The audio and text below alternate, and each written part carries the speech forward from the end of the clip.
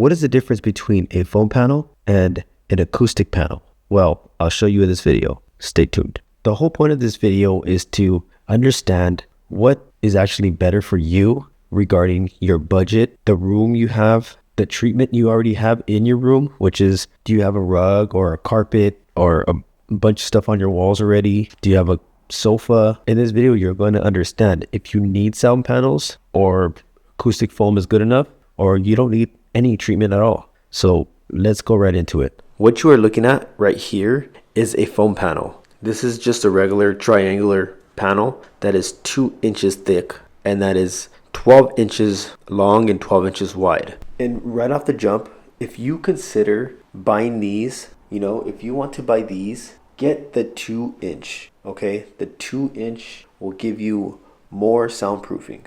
So now let's go ahead and do a simple test. I'm going to read like one of my tweets to show you guys the difference. And then I'm going to do a comparison at the end of this video, just so you guys know what's better, what's not. I'm not going to get too close to it, because if I'm too close to it and speaking right into it, it's not going to be accurate, because the average person is not going to be talking right in front of it, right? You're going to be a few feet away from the actual foam. So damn, this freaking camera is heavy, man. Okay, once you realize time is your most valuable asset, you almost have no choice but to optimize your home office studio. Okay, let's compare that to a blank wall. So now you can hear the difference between the two. This is a blank wall right here. Okay. Once you realize time is your most valuable asset, you almost have no choice but to optimize your home office studio.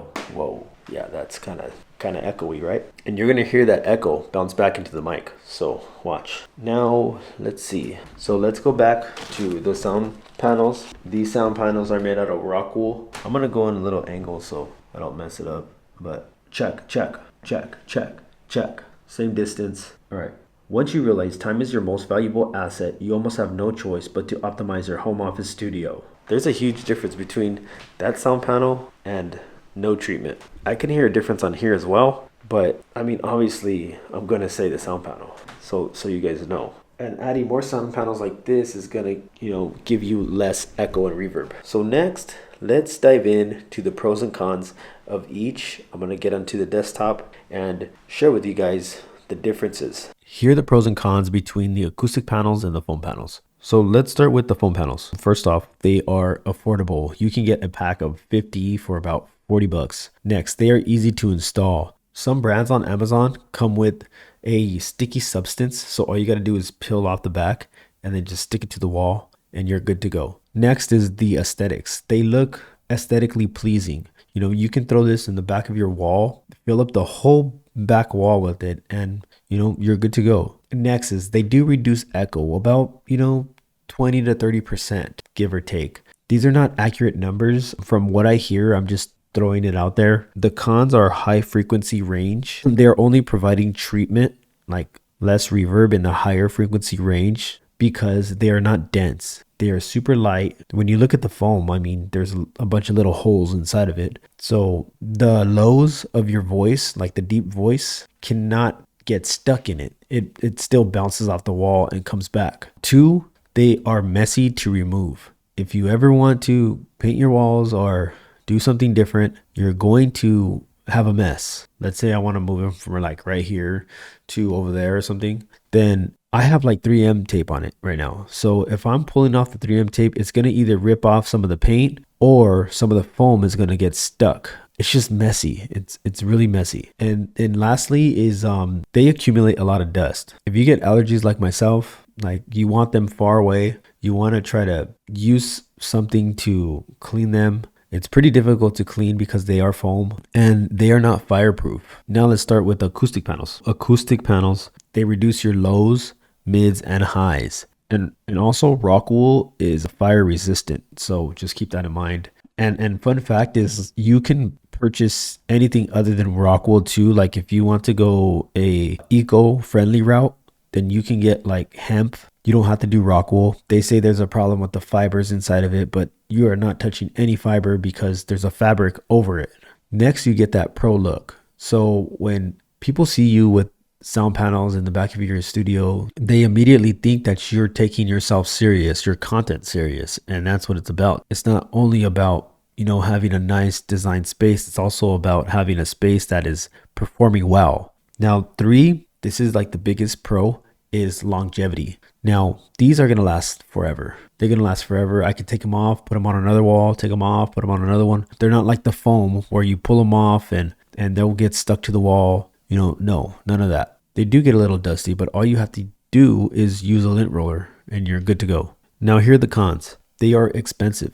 And these are usually more expensive because they are handmade and quality products. One sound panel can cost you anywhere around $20 to $30, depending on its dimensions, the quality of the fabric, wood, and the rock wool. Two, they are harder to install. You need to know how to measure and do a little math to install these because you have to separate them. You don't want them all bunched up together because you want a mixture of sound diffusion and sound absorption. So sound absorption is the actual sound panel where it's absorbing my voice. Sound diffusion is my voice being bounced off from one item to another. And sound diffusion also works when you're designing your home office studio, which I'll share with you in a bit. Next, they are big and bulky. So if you throw a bunch of these panels on your walls, it's just going to look kind of unpleasant. It's nice to have some, but if you are just filling up your room with sound panels, one, you're going to have a dead room,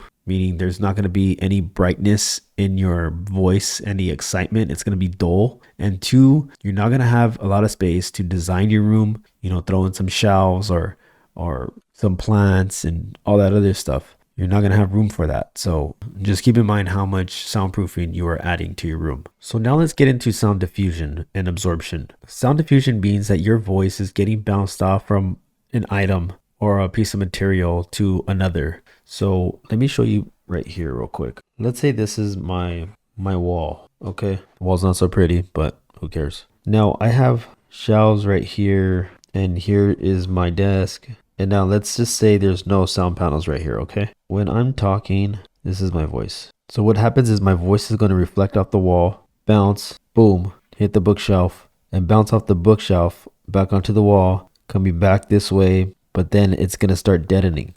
The longer it travels, the more it deadens, obviously. You are going to hear some echo though, so keep that in mind. If you don't have any soundproofing and all diffusion, your voice is going to travel everywhere. So boom, it's going to travel back. It's going to go this way, reflect off this, bounce back.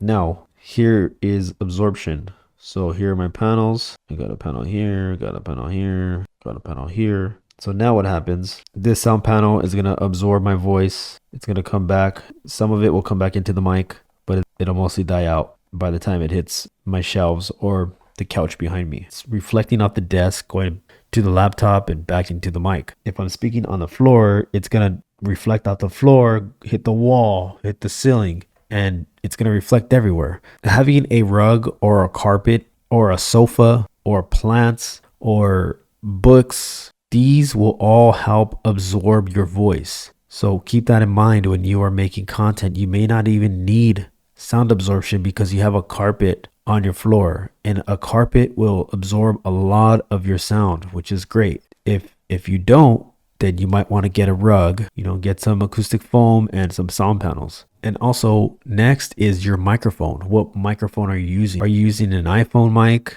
Are you using a professional mic like this? You may want to consider getting yourself a pop filter. This also absorbs echo. I will talk about this in my next video. Make sure you subscribe and follow for more to stay tuned. Okay. So what is the best option for you? Well, that depends. It depends on how your room is structured. If you have carpet, do you have rug? Do you have hardwood floor? Do you have a lot of space in your room? Do you have a lot of open space? What kind of mic do you have? These are all factors that play a significant role in your audio quality. If you want to book a call with me, do so in the description down below. We can lock this in and solve this problem for you. So in simple terms, I would say that if you're looking for a budget option, go foam, but expect it to be a little messy and not give you the results that you wish for. If you want to go the soundproofing route, you can look on Etsy. You can look on Amazon too. I recommend Etsy, but you are going to get the quality, but it's going to be more expensive. So it just depends how serious you are in making content and what you can spend your money on, because who knows, lighting may be more important. Who knows? A mic may be more important, or a camera. These are all factors in designing your home office studio. Like I said, if you want to book a call with me, check in the description down below. So if this video gave you value, go ahead and like and subscribe for more. And if you're interested in learning more, go ahead and join the Poddison newsletter below. Thank you guys for watching. I'll see you next time. Peace.